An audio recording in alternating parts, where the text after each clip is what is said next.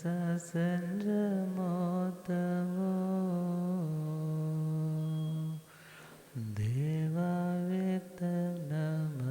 देवावेतनमसन्ते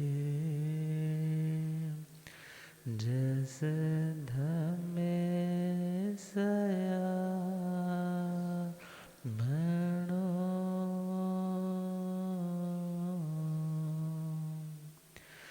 जे हाथ जोड़ गोरानो मेरे वंदना जे हाथ जोड़ गोरानो एक बार वंदना हजार बार वंदना एक बार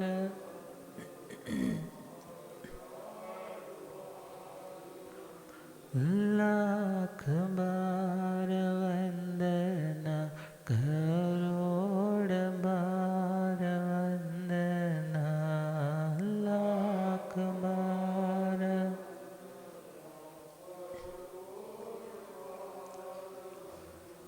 जे हाथ जोड़ गोरानो मेरे वंदना जे हाथ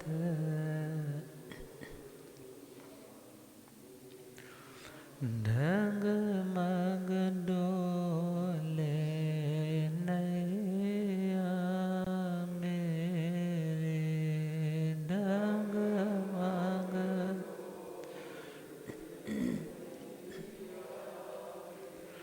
मुझको है सतगुरु तेरे मुझको होठ है जे आसा भवसागर पार लंघना जे आसा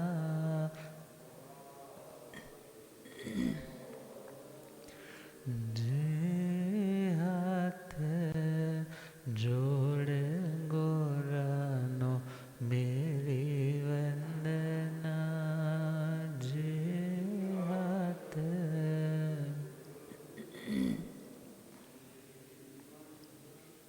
अनंत अनंत शांति के निकेतन शासनपति श्रमण भगवान महावीर स्वामी के पावन चरणारविंदों में हार्दिक भावना वंदन नमन। मेरे अंधेरे जीवन को रोशनी प्रदान करने वाले परम उपकारी आगम ज्ञान के भंडार आगम ज्ञाता आगम पुरुष जय शास्त्ररतन हिमाचल केसरी उपाध्याय भगवंत श्रद्धेय गुरुदेव श्री जितेंद्र मुनि जी महाराज साहब के पावन चरण कमलों में हार्दिक भावना वंदन नमन। पाठ पर विराजमान तपस्वी रतन श्री प्रभु मुनि जी महाराज साहब के चरणों में वंदन। धर्म सभा में उपस्थित धर्मानुरागियों सुशीलवती माताओं एवं बहन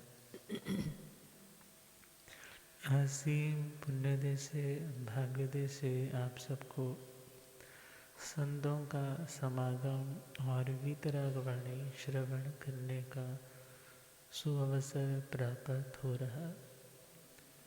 श्रवण कर रहे हैं श्रीमद् समवायांजु सूत्र और उस शास्त्र का 32वां अध्याय 32वां समवाय 32 योग संग्रह और उन 32 बातों में से श्रवण कर रहे हैं 28वां पॉइंट ध्यान संवर योग। जहाँ ध्यान होगा वहाँ निर्जरा तो है ही मगर उसके साथ साथ संवर ऑटोमेटिकली हो जाएगा। अर्थात ध्यान से कर्मों का आश्रय, कर्मों की इनकमिंग भी रुकेगी और जो पूर्व के अर्जित हमारे संस्कार जो बुरे हैं उनका भी विनाश होगा। तो दो काम एक क्रिया से सिद्ध हो सकते हैं। मगर ध्यान के लिए स्वाध्याय जरूरी है।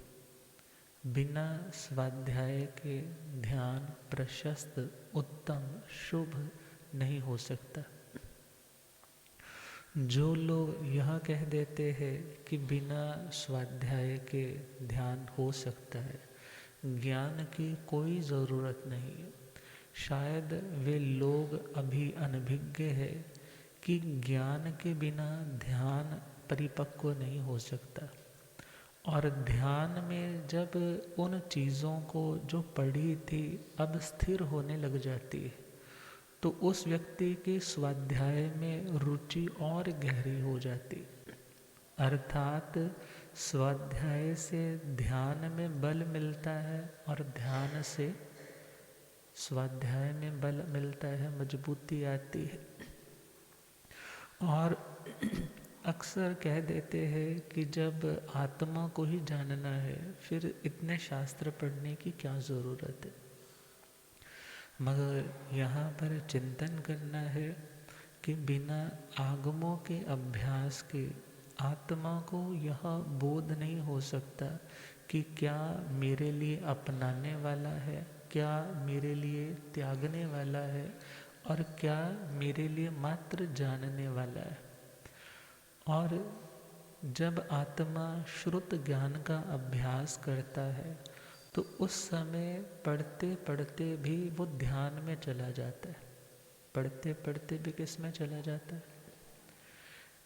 एक तो है ध्यान से सुनना और एक है पढ़ते पढ़ते किसी विषय पर आकर के उस आत्मा के विचार ठहर जाते हैं, स्थिर हो जाते हैं, उसमें वो तल्लीन हो जाता है, उसे आनंद आने लग जाता है। वो आनंद विभोर के जो क्षण है वो उस आत्मा के ध्यान के है। वो उस समय अनंत निर्जरा भी कर सकता है यदि प्रशस्त शुभ भावों से उच्च शिखरों पर वो ध्यान की अवस्थाओं को छू जाता है। तो देखें, वैसे तो हमारा प्रयोजन, यदि सपोज कोई प्यासा हो तो उसका प्रयोजन क्या होता है कि मुझे पानी लेना है। अब पानी सपोज पुराना ज़माना हो तो एक जगह पे पानी रुका हुआ है और एक जगह पास में नदी में पानी बह रहा है। मगर प्यासे व्यक्ति का मनोरथ क्या है? मुझे इससे कोई प्रॉब्लम नहीं कि पानी ठहरा हुआ है या पानी फ्लो कर रहा है। उसका प्रयोजन क्या है कि उसे पानी प्योर, साफ, शुद्ध मिलना चाहिए। इसी प्रकार आत्मा के भाव यदि एक जगह ठहर कर भी शुद्ध है तो वो भी उत्तम है, और यदि उसके भाव बहते बहते उत्तम है तो वो भी उत्तम है। अर्थात हम किसी एक पॉइंट पर ऐसे स्टैंप नहीं लगा सकते कि ये अच्छा है और यह कम अच्छा है या ये बुरा है। मगर हाँ, जिस व्यक्ति ने जिस माध्यम से कुछ पाया होता है उस व्यक्ति के हृदय में उस क्रिया के प्रति एक आदर, एक अहोभाव, एक प्रायोरिटी ऑटोमेटिकली स्वाभाविक रूप से बन जाती, और वो सब लोगों को यही रिकमेंड करता है कि मुझे इससे शांति मिली, तुम इस पाथ को फॉलो करो।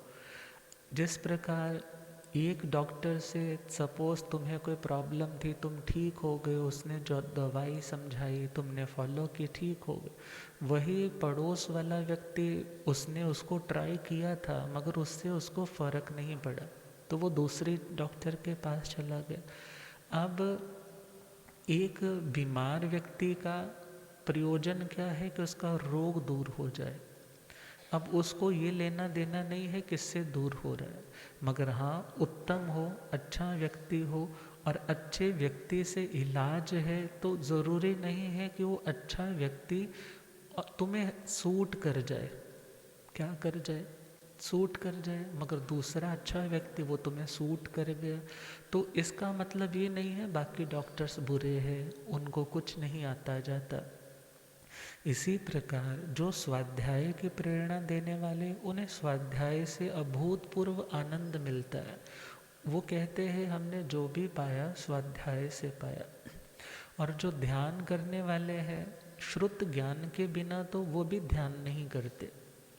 इवन शुक्ल ध्यान के चरम शिखरों तक पहुंचने के लिए भी पहले शुक्ल ध्यान के जो 2 चरण है वो स्वाध्याय पर आधारित है। बिना स्वाध्याय के आगे वो स्टेप बढ़ा ही नहीं पाते। बिना पूर्वों के ज्ञान या बिना आगमों के ज्ञान के उनकी तरक्की नहीं हो पाती। तो खैर, जिसने जिस माध्यम से कुछ पाया वो उसको प्रायोरिटाइज करता है, उसकी विशेषताएं बताता है। मगर भगवान ने तो क्या कहा, गाथा आती है ना, माया चंडालियं काशी बह्यं माया आलवे कालेण अहिर्जिता तो झायज एगो। पहला बिंदु क्या रखा प्रभु ने, कालेण या अहिर्जिता।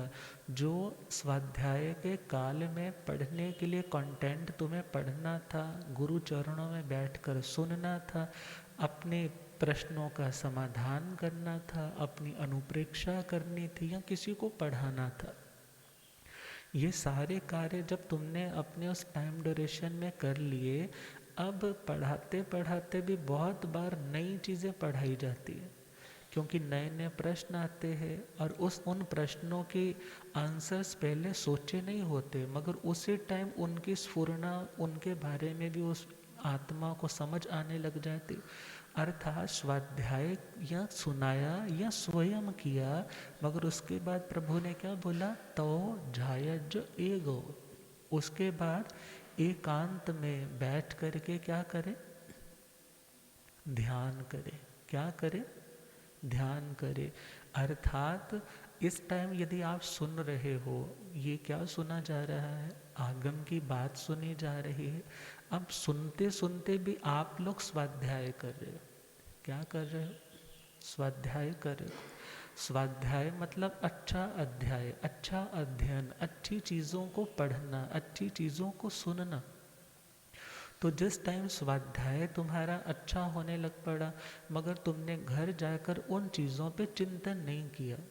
अब चिंतन करते करते चिंतन में गहराई आ जाए, चिंतन में स्थिरता आ जाए, उसका नाम होता है ध्यान। उसका नाम क्या होता है, ध्यान। आचार्य जिनभद्र गणिक क्षमा श्रमण जी महाराज ने ध्यान शतक में क्या फरमाया कि जैसा तुम होना चाहते हो, जैसा तुम होना चाहते हो, उस चीज़ का जब चिंतन करने के लिए तुम बैठते हो, ध्यान में उतरने के लिए जब तुम बैठते हो, उस पॉइंट पे तुम डेप्थ में जाकर स्थिर होने के लिए जब बैठते हो, तो उन चीज़ों का जो अभ्यास है, जो प्रैक्टिस है, जो उन चीज़ों की भावना भाई जा रही है, उसका नाम तो है भावना। जैसे वाइट कपड़े पे रेड कलर चढ़ाना है, बार बार उसमें डिप करना, क्या है, भावना। पहला पॉइंट भावना। और दूसरा पॉइंट है स्मृति के कारण। अर्थात जब किसी के ऊपर किसी का रंग चढ़ गया या तुम कुछ सोचने के लिए बैठे थे और एक समय पॉइंट वो आया जब तुम उसमें खो गए, जब तुम उसमें डूब गए, जब तुम उसमें तद्रूप हो गए, एकाकार हो गए, अर्थात तुम और वो ऐसा कोई भेद नहीं रहा, तुम उसमें पूरी तरह से जब खो जाते हो, वो अवस्था तो है ध्यान की अवस्था। किसकी अवस्था, ध्यान की अवस्था।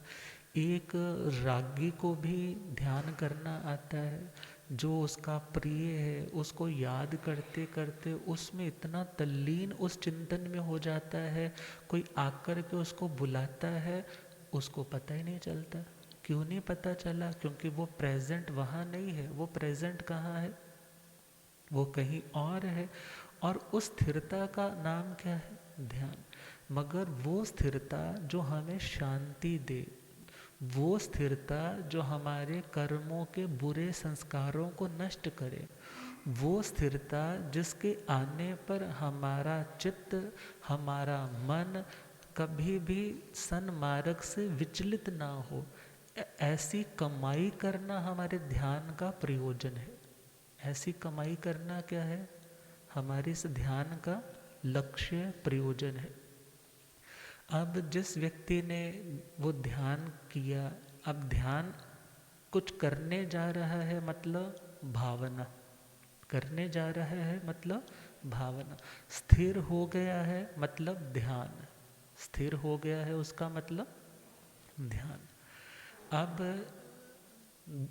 आपके पास सपोज दूध है, अब दूध में दही थोड़ा सा डाला, उसको पहले क्या करते हैं? थोड़ा हिलाते हैं। अब हिलाने के बाद उसको रख दिया जाता है। अब उसमें वो प्रक्रिया चल रही है। जो प्रक्रिया चल रही है मीन्स दूध का दही के रूप में बदलने का प्रोसेस चल रहा है। दूध का दही के रूप में बदलने का, परिणमन होने का प्रोसेस चल रहा है। अब वो प्रोसेस जो चल रहा है उसका नाम है भावना। उसका नाम क्या हुआ? भावना। अब दही जम गया, उसका नाम है ध्यान। उसका नाम क्या है? ध्यान। अब सपोज कोई व्यक्ति उससे लौटना चाहता है, क्योंकि ये ज़्यादा देर तक की स्थिति नहीं होती। अंतर मुहूर्त तक हम किसी एक विचार पर स्थिर होकर के ध्यान में जाते हैं, मगर उसके बाद क्या होता है? रिटर्न या उस एक स्थिर बिंदु से हम नेक्स्ट वाली चीज़ की ओर बढ़ते हैं। मीन्स स्थिरता से अस्थिरता की ओर जाते हैं, फिर पुनः किसी पॉइंट पे स्थिर हो जाते हैं। जैसे एक गाड़ी में बैठे हैं, काफ़ी लंबा समय तय किया, सफ़र तय किया, फिर वहाँ से उतरे, वो उतरने का जो टाइम है वो अस्थिरता का, फिर दूसरे वाली गाड़ी में बैठ। ऐसे ही जब हम ध्यान में जाते हैं तो पहले किसी एक विचार पर चलते चलते एक डेस्टिनेशन तक पहुंच जाते हैं, वहाँ स्थिर हो गए। अब वो स्थिरता क्या है? ध्यान। अब एक स्थिरता से दूसरी स्थिरता की ओर बढ़ना, उसका नाम है ध्यान अंतरिका। उसका नाम क्या है? ध्यान अंतरिका। अब उस ध्यान से जब वापस लौटा जाता है उसका नाम है अनुप्रेक्ष्य। उसका नाम क्या है? इसको समझे। अनु का मतलब बाद में, आफ्टर। जैसे किसी का अनुसरण करना, किसी का अनुगमन करना, अनु का मतलब बाद में। अब अनुप्रेक्षा, प्रेक्षा का मतलब है प्रईक्षा। प्रईक्षा, प्र का मतलब बड़ी विशेषता के साथ किसी चीज़ का ईक्षण करना। ईक्षण शब्द आपने वर्ड सुना है, परीक्षण, समीक्षण। मीन्स किसी चीज़ को अच्छी तरह से एनालाइज करना, उसको अच्छे से देखना। तो जिस चीज़ को आपने ध्यान की अवस्था में अनुभव किया, ध्यान की अवस्था में अनुभव किया, आप स्थिर हो गए थे, अब जब लौटे हैं तो उसकी स्मृतियाँ रहती है। क्या रहती है? स्मृतियाँ। वो फ्लैशेस आती हैं, याद आता है, वो चीज़ें अनुभव में आती है। बहुत से लोग हैं जो एरोप्लेन के थ्रू पहली बार गए हैं, तो उनको कुछ दिन तो यूं ही लगता रहता है घर आकर के भी मैं किस में बैठा हूँ। इसी प्रकार ध्यान की अवस्था में जाने के बाद जब लौटने की अवस्था है, उसकी जो स्मृतियाँ है, जब उसके बारे में वो दोबारा से उसके ऊपर कुछ ना कुछ सोच रहा है, उसका नाम है अनुप्रेक्षा। और जो सामान्य रूप से किसी का मानसिक चिंतन चलता है, थॉट प्रोसेस चलता है, उसका नाम है चिंता। उसका नाम क्या है? भले आज के टाइम में चिंता मतलब चिता, जलते जलते भी, चलते चलते व्यक्ति की चिता तैयार करना हो तो क्या बोलते हैं? तुम चिंता करो। मगर चिंता का आज के टाइम में जो अर्थ है वो नेगेटिव सेंस में चला गया है। मगर अदरवाइज ग्रामेटिकली चिंतन शब्द, चिंता शब्द, ये सारे के सारे सेम अर्थ को ही बताते हैं। तो हम देखें, ध्यान करना तो चाहते हैं, मगर कौन सा ध्यान जिसमें हमें कोई बेनिफिट हो सके। एक पॉइंट पे स्थिर तो रहना चाहते हैं, मगर वो पॉइंट कौन सा, किस पर स्थिर रहा जाए जिससे हमें शांति मिल सके। तो हम कुछ पॉइंट्स आज डिस्कस करेंगे, पूरा एक रूट मैप बनाकर चलेंगे। किन कारणों से ध्यान लगता नहीं है, कौन से कारण है कि ध्यान में हमारे सहयोगी हो सकते हैं, क्या खाना पीना भी हमारे ध्यान को प्रभावित करता है, क्या एटमॉस्फेयर भी प्रभावित करता है। कभी कभी सब कुछ अनुकूल होता है फिर भी नहीं लगता है। तो बहुत से यहाँ पर प्रश्न भी होंगे, समाधान भी होंगे। तो हम स्टार्टिंग में देखें, जिन लोगों का ध्यान नहीं लगता वो कैसे पता चलता है। वो पता चलता है दो बातों से, कि उन लोगों में प्रयोजन शून्य क्रियाएं करने की प्रवृत्ति होती। प्रयोजन शून्य का मतलब एमलेसली, कोई टारगेट नहीं है, कभी ये कर लिया, कभी वो कर लिया, कभी ये कर लिया, अनस्टेबल से रहते चल रहे हैं। तो कभी पत्ते तोड़ दिए, हमारी जैन आगम की भाषा में चले तो अनर्था दंड करने वाला व्यक्ति। जो चंचल होगा वो अनर्था दंड करेगा। पैसा ज़्यादा शादी पे नहीं लगाने की ज़रूरत थी फिर भी लगा दिया। किसी व्यक्ति ने खड़े खड़े हॉस्टल की छत पे गया तो सामने वाले दो जने खड़े थे, उनको अपनी राइफल से शूट कर दिया। किसी ने पूछा तुमने ऐसा क्यों किया, कहने लगा बस मैंने वीडियो देखी थी, मैंने भी ट्राई कर लिया। हम विचार करना है ये चीज़ें क्या है, उस व्यक्ति की अस्थिरता का प्रतीक है। वो अस्थिरता मतलब चंचलता। चंचल जो होगा वो ऐसी प्रवृत्तियाँ, ऐसी क्रियाएं, ऐसी चीज़ें अटेम्प्ट करेगा जिनका कोई प्रयोजन नहीं होगा, व्यर्थ में यूं ही पंगे लेने वाली चीज़ें जिसको बोलें। और दूसरा पॉइंट देखें, वो व्यक्ति क्रमबद्ध तरीके से नहीं चलेगा। जो चंचल होगा वो क्रमबद्ध तरीके से, मतलब सीक्वेंस बाय सीक्वेंस, अपनी प्रायोरिटी लिस्ट जब तक तैयार नहीं है, क्या करना है उसे पता ही नहीं।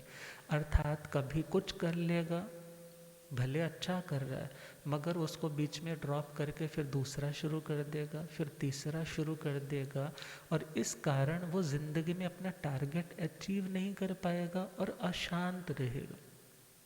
तो ध्यान से व्यक्ति में वो स्थिरता आती है कि जिससे एक तो व्यर्थ की चेष्टाओं से वो खुद को रोक लेता है, और दूसरा पॉइंट, वो जो भी करेगा प्लानिंग के साथ करेगा, जो भी करना है तरीके से करेगा, और जब तक अपना कार्य सिद्ध नहीं हो जाता तब तक वो विश्राम का मतलब यहाँ है आलस्य, कि कोई बात नहीं, इस तरीके की मेंटेलिटी वाला नहीं, बल्कि उसको अच्छे से ऑर्गेनाइज करके, मैनेज करके, अपना एफर्ट लगा करके, अपनी मेहनत लगा करके आगे बढ़ता चला जाएगा।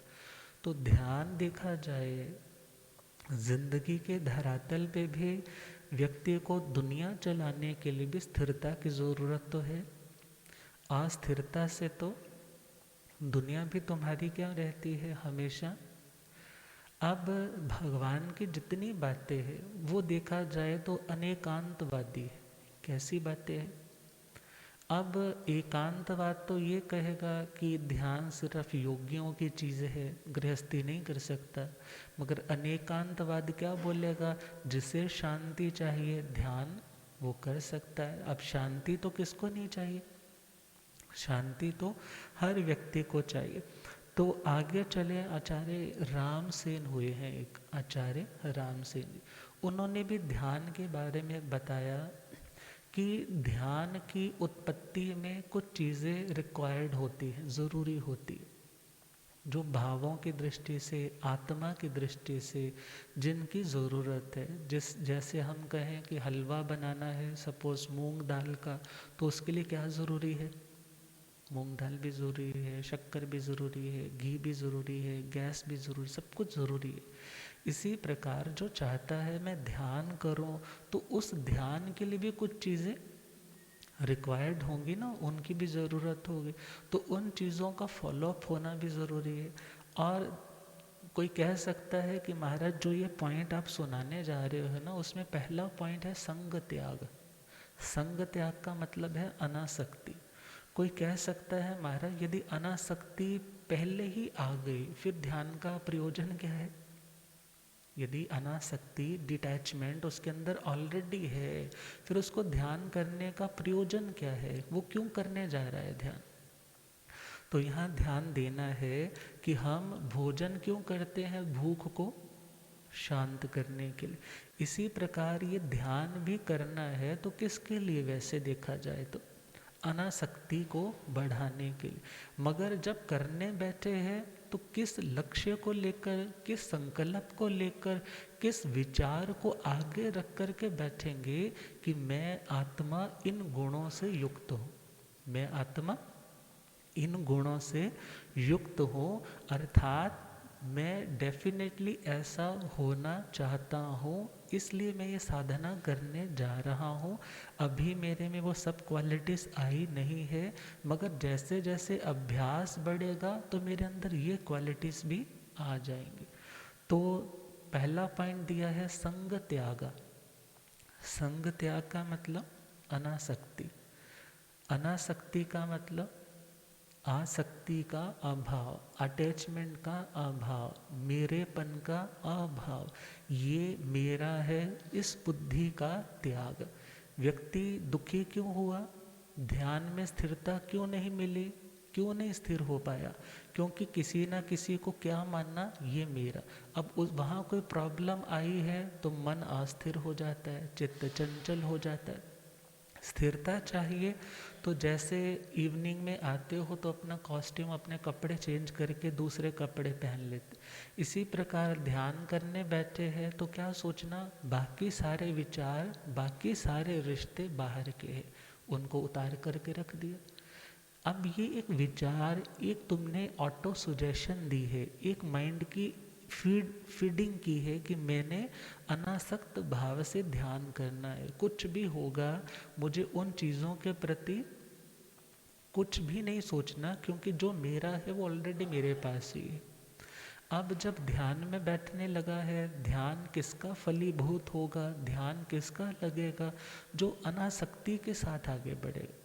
यदि आसक्ति लेकर के ध्यान में बैठे हो, मुझे कोई देव दर्शन हो जाए, मुझे ये चमकता कोई सितारा दिख जाए, दिख जाएगा, मगर उससे होगा क्या?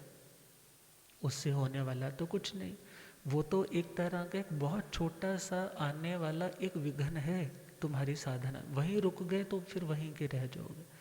अर्थात अनासक्ति के साथ अभ्यास, मात्र एक लक्ष्य कि मुझे आत्म स्वरूप तक पहुंचने के लिए जिन जिन चीज़ों को मैंने अपना मान रखा है, उन उन चीज़ों से डिस्कनेक्ट करते चले जाना। तो दूसरा पॉइंट है कषायाणाम निग्रह। अपने कषायों का निग्रह करना। निग्रह का मतलब कंट्रोल। निग्रह बोलते हैं लगाम को। किसको बोलते हैं? लगाम को। जिस गाड़ी में ब्रेक ना हो उस गाड़ी में आप नहीं बैठते, और जिस घोड़े की लगाम पकड़ने का तुम्हें अभ्यास नहीं और साथ में कोई व्यक्ति भी नहीं चलाने वाला, तो ऐसे घोड़े पर भी तुम बैठना नहीं चाहते। इसी प्रकार यदि हमारा अपने कषायों के ऊपर नियंत्रण नहीं है तो हम ध्यान नहीं कर पाएंगे।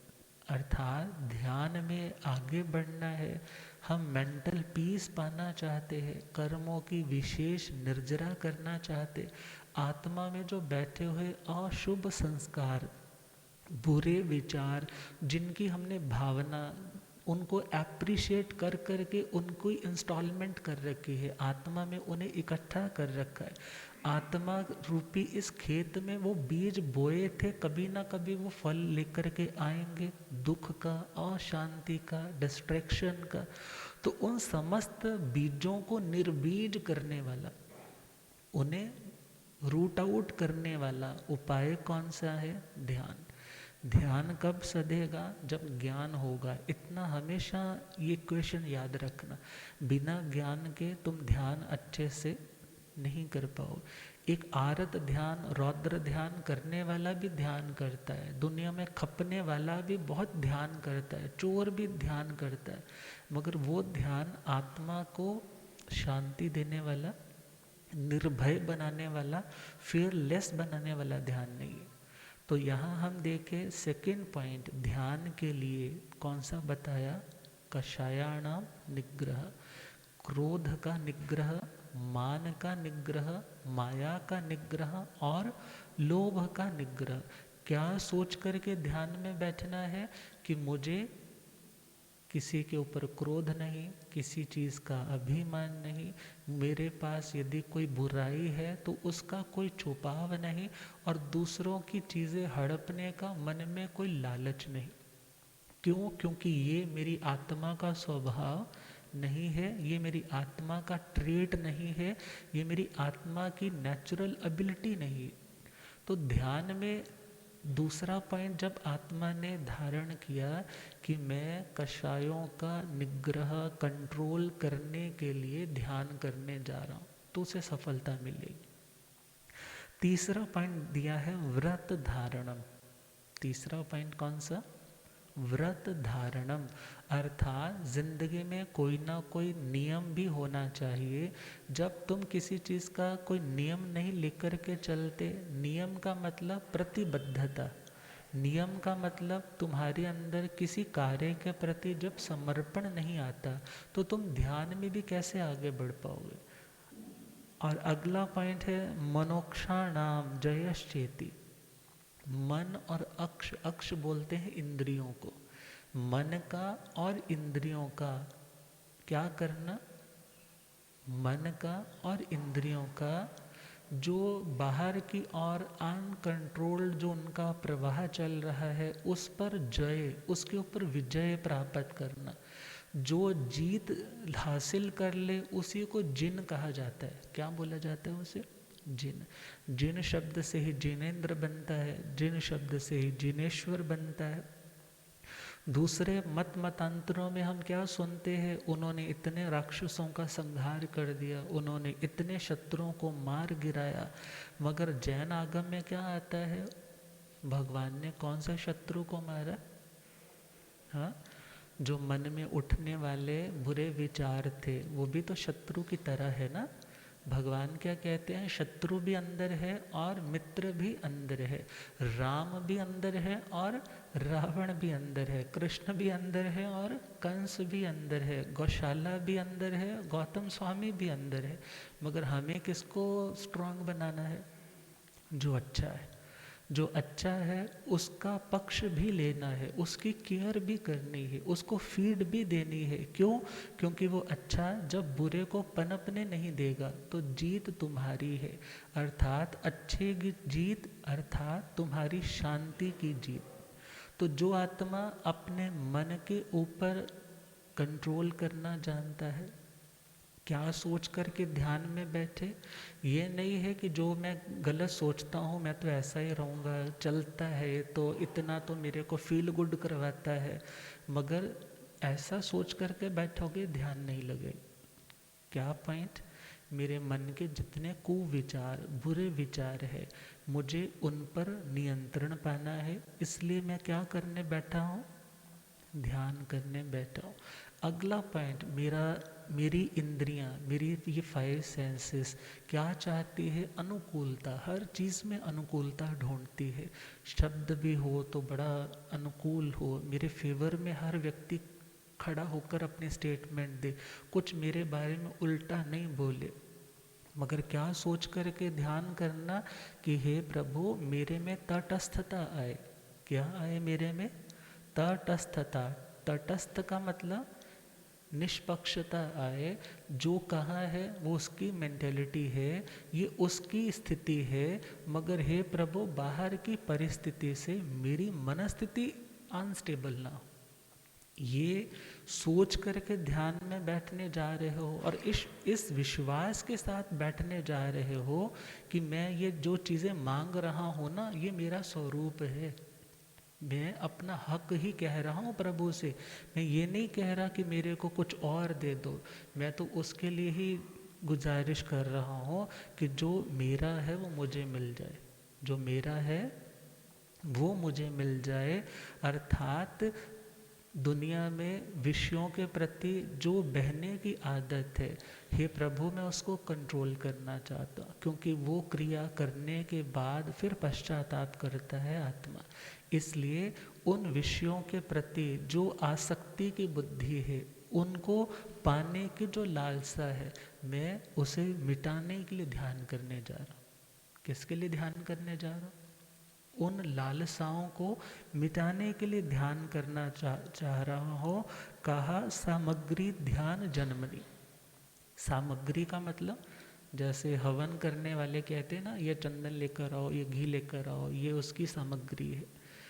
अब इसी प्रकार ध्यान का जन्म कब होगा? जब ये चीज़ें हमारे अंदर होंगी, जब हमारे अंदर ये उत्तम भाव होंगे, जब हमारे पास ऐसे उत्तम ख्याल होंगे कि मैं ध्यान करना चाहता हूँ इन चीज़ों को पाने के लिए, अनासक्ति को पाने के लिए। क्यों? क्योंकि आसक्ति अशांति देती। आसक्ति क्या देती है? आप लोग पूड़े बनाते हो, आप लोगों को तो पता है ना, पुराने ज़माने में नॉन स्टिकी पैन नहीं होते थे, ये तो कुछ टाइम से आए हैं। अब उसमें पूड़ा लग जाता था जब बनाते।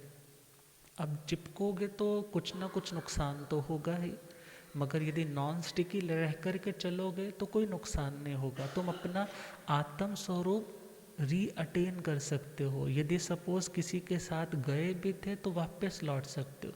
अब देखो ना, ये दो हाथ है। बहुत से कह देते हैं नहीं नहीं, जिनसे प्यार होता है ना उनके बारे में तो सोचना पड़ता है, उनके साथ तो चलना ही पड़ता है, उनको तो अपना बनाकर चलना पड़ता है। मगर ये दो हाथ है। अब ये दोनों हाथ मेरे सपोज करो जुड़ जाएं, पक्के वाले जुड़ जाए, तो अच्छा होगा या बुरा होगा? मेरे को काम करना आसान होगा या मुश्किल होगा? गुरुदेव हो रब मेरा सतगुरु बन के आया मैनो,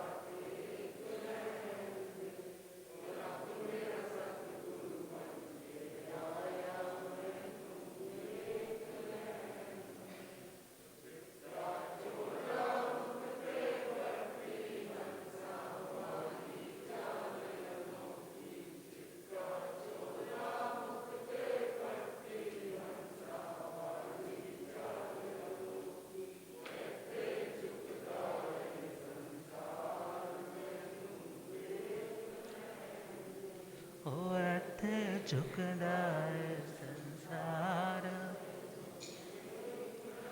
हो रब मेरा सतगुरु बन के आया मैनो। भूलिया गम ज्ञाता आगम पुरजन शास्त्र तन हिमाचल केसरी उपाध्याय भगवंत श्रद्धे गुरुदेव श्री जितेंद्र मुनि।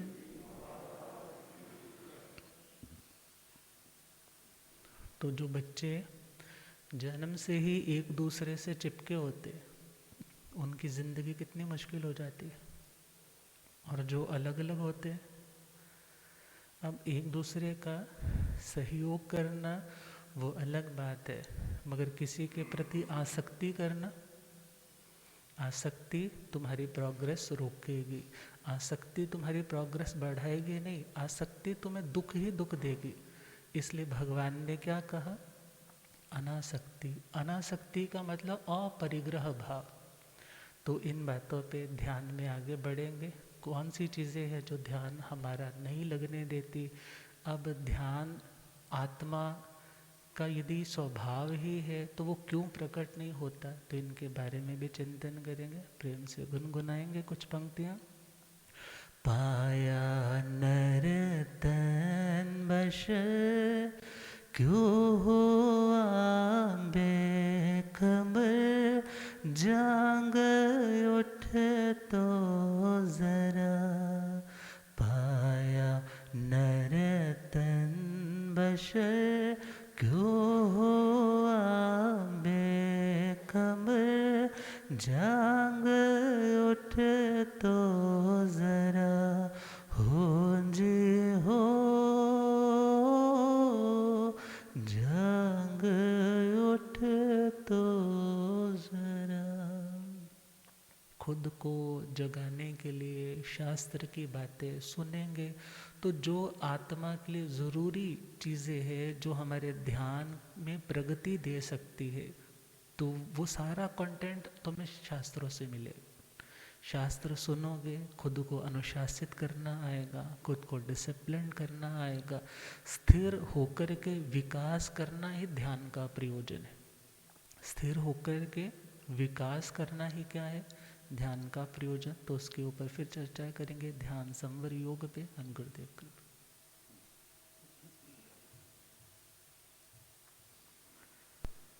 जीर्ण